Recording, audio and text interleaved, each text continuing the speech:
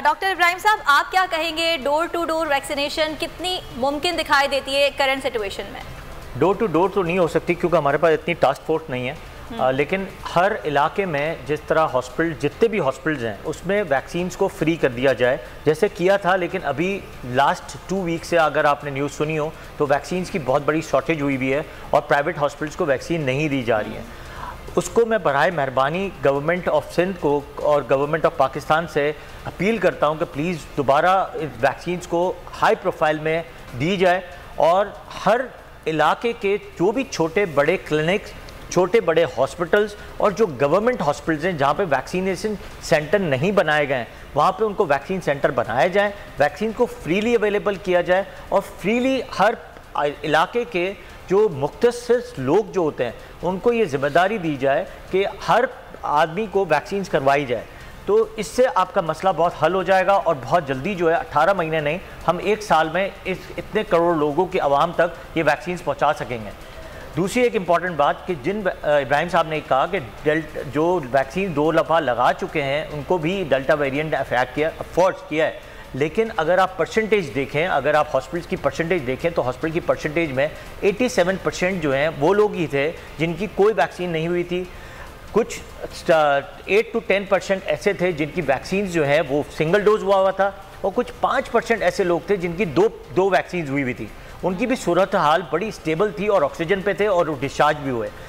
Of course अगर death भी उन पेशेंट्स की हुई हैं जिनके 2 वैक्सीन लग चुकी हैं तब भी इनके साथ कोमोबिड्स के असरात बहुत ज़्यादा थे, जिनके में हार्ट के मसाइल थे, डायबिटीज़ के मसाइल थे या फिर ब्लड प्रेशर के मसाइल थे, जिनकी वजूहात की वजह से डेल्टा वेरिएंट ने उनके कार्डियक इश्यूज या लंग इश्यूज ज़्यादा प्रॉब्लमेटिक किया। बात कर लेते हैं डॉक्टर साहब, जो लोग वैक्सीन लगवा चुके थे उनमें भी ये वायरस सामने आया है, क्या वजह है? आप समझते हैं कि क्या एंटीबॉडीज डेवलप नहीं हुई या कितना वक्त दरकार होता है उनको डेवलप होने में?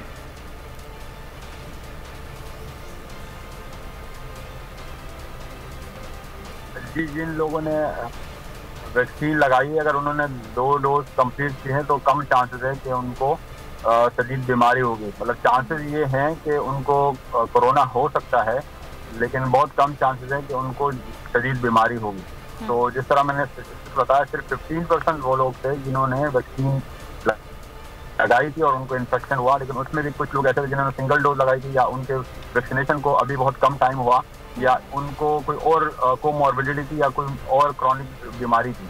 तो वैक्सीनेशन अभी तक बिल्कुल मुफीद है लेकिन वो टाइम पे लगाई जाए, दोनों डोजेस सही तरीके से लगाई जाए और प्रॉपर वैक्सीनेटेड हो। काफ़ी लोग अभी इसमें हीले बहाने कर रहे हैं या कुछ लोग वैक्सीन सिर्फ वो सिम बंद करने की वजह से लगाने की कोशिश कर रहे हैं जिसकी वजह से रश इतना बढ़ गया।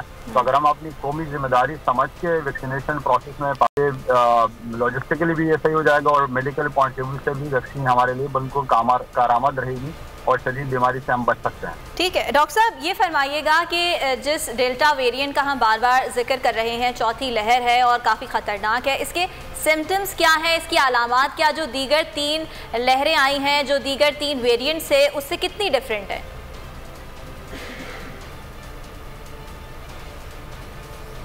हर लहर में नया वेरिएंट ज़्यादा प्रीडोमिनेंट है और इस चौथी लहर में जो डेल्टा वेरिएंट है ये ज़्यादा प्रीडोमिनेंट है और ये अभी शुरुआत है। जिस तरह मैंने कहा ये मज़ीद आगे बढ़ेगा और ज़्यादा तादाद में लोग बीमार होंगे और खासा ये मुल्क के बाकी शहरों में भी ये होगा।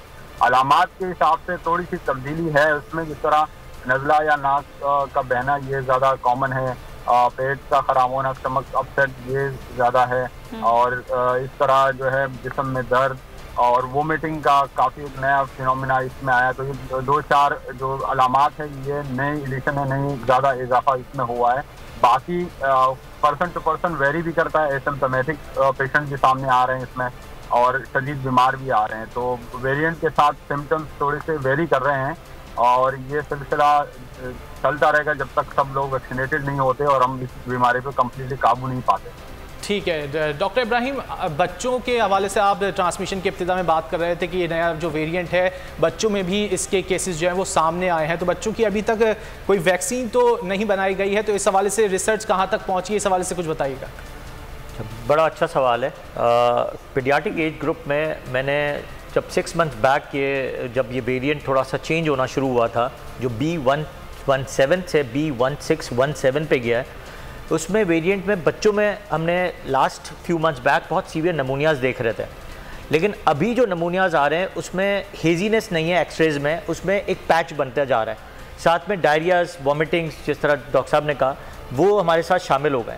जब हम हर बच्चे को एक्चुअली हम जब पेरेंट्स को ये बात काउंसलिंग करते हैं कि कोविड हो सकता है, तो वो थोड़ा सा पैनिक इशू बन जाता है।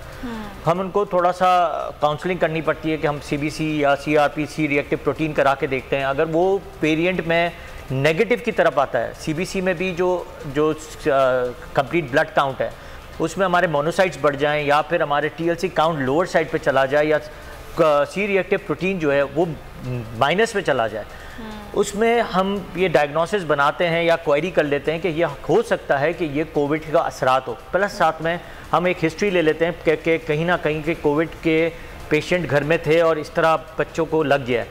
और अभी जिस तरह हम फ्लो में देख रहे हैं उसमें बच्चों की जो रेशोज़ हैं वो 20% से ज़्यादा है। अगर हम फ़र्ज़ करें कि अगर एक OPD में 30-40 पेशेंट देख रहे हैं तो 10 पेशेंट जो हैं वो कोविड के साथ ही आ रहे हैं, फिर हाई ग्रेड फ्लू, कफ और साथ में नमूनियाज के असरात हैं, जिसमें हम इन्फ्लुएंजा और कोविड डेल्टा या कोविड इन्फेक्शन को कभी कभी मिस डायग्नोस कर जाते हैं। उसमें हमें सबसे इम्पॉर्टेंट यही होता है कि हम एक्सरेज कराते हैं।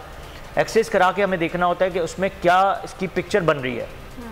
इन्फ्लुएंजा के मैं थोड़ा सा डिस्क्राइब कर देता हूँ कि आवाम को भी और डॉक्टर्स को भी ये पता चले कि थोड़ा सा डिफरेंशिएट कैसे करते हैं।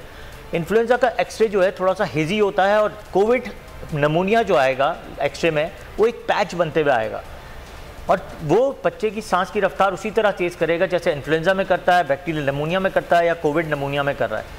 लेकिन ट्रीटमेंट लाइन हमारे पास एज सच नहीं है, सिर्फ के हम स्टेरॉइड्स या फिर प्रोफाइलैक्सिस एंटीबायोटिक्स या जो हम इन्फ्लुएंजा में ओसेल्टेमिविर यूज़ करते हैं और इसी तरह अडल्ट में हम रेमडेसिविर यूज़ करते थे, इसी तरह हम ये वायरस की जो ड्रग है वो यूज़ कर रहे हैं। उससे काफ़ी हद तक चीज़ें बेहतर हो रही हैं और साथ में जो है पेशेंट्स को हम न्यूबलाइज पे और साथ में हाई स्टीम पे रखते हैं। जो वक्तन पहले हम देखते थे कि स्टीम से बहुत अच्छा फ़र्क पड़ता था, इसी तरह स्टीम ही इसका एक बहुत बड़ा सोल्यूशन है। उस तरह मैंने देखा है कि बहुत सारी चीज़ें अफेक्ट भी कर रही हैं और स्टीम से ठीक भी हो रहे हैं और बहुत जल्दी अफेक्ट भी हो रहा है। जितनी जल्दी आपको लगता है कि आपके बच्चे को फ्लू हुआ है, आप कोशिश करें, अगर डॉक्टर ने अगर आपको कहा है या नहीं कहा कि कोविड का टेस्ट करा लें, तो प्लीज़ आप खुद ऑफ़र करें या डॉक्टर हजरात प्लीज़ खुद ऑफ़र करें कि आपको कोविड का टेस्ट कराएं कि आपको ट्रीटमेंट करना आसान हो। ठीक है डॉक्टर सही साहब, क्विकली आपसे ये जानना चाहेंगे कि जैसा कि शुरुआत में डॉक्टर इब्राहिम साहब फरमा रहे थे कि ये जो डेल्टा वेरिएंट है ये बहुत तेज़ी से फैलता है, तो अगर घर में खुदा न खास्ता किसी को ये वायरस हो जाता है तो उसके बाद एहतियात कैसे करनी है, क्योंकि हम ये कह रहे हैं कि ये सांस के ज़रिए भी हमारे बॉडी में जा सकता है, तो क्या फिर पूरी फैमिली को मास्क लगा के रखना चाहिए? बिल्कुल, हमारे पास ये स्टेटिस्टिक्स है कि अगर घर में किसी एक बंदे के हो गया और वो लेट डायग्नोज होगा, तकरीबन तमाम घर वालों को हो जाता है। तो अगर अर्ली डायग्नोज किया जाए, अगर आपको सिम्टम्स जैसे भी आते जो डॉक्टर साहब ने कहा, तो फौरन आप टेस्ट करवा लें। जब टेस्ट तशखीस हो जाएगी तो जो पेशेंट है उसको आप आइसोलेट करें, बजाय कि सारे लोग फिर मास्क पहनने वाला मुश्किल हो जाएगा। जो पेशेंट है उसको आप आइसोलेट कर लें और उसके साथ जब कोई मिले खाना दे तो वो एक डिस्टेंस के साथ और वो मास्क पहन के करें, तो वो ज़्यादा मुनासिब होगा और आसानी होगी। तो डेल्टा वेरिएंट बहुत तेज़ी से फैलता है और बहुत ज़्यादा वायरल लोड इसका है, तो आइसोलेट कर लें पेशेंट को और बाकी लोग जो है अपना, अगर उनके सिम्टम्स आ रहे हैं तो फौरी तौर पे वो भी आइसोलेट हो जाए और फिर अपना टेस्ट करवा लें ताकि कंफर्म हो जाए कि ये कोरोना है या नहीं है।